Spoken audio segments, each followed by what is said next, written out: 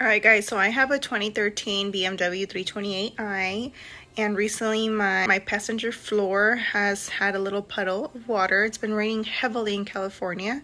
And so my boyfriend and I, we looked up all the website posts and we did everything. We removed the tire. Well, he removed the tire, removed the paneling behind the tire.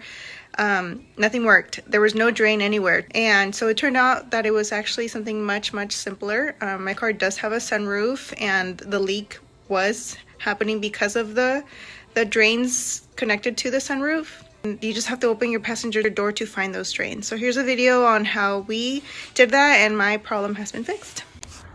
Okay, so here is a quick clip of my car, 2013 BMW 328i, just for reference.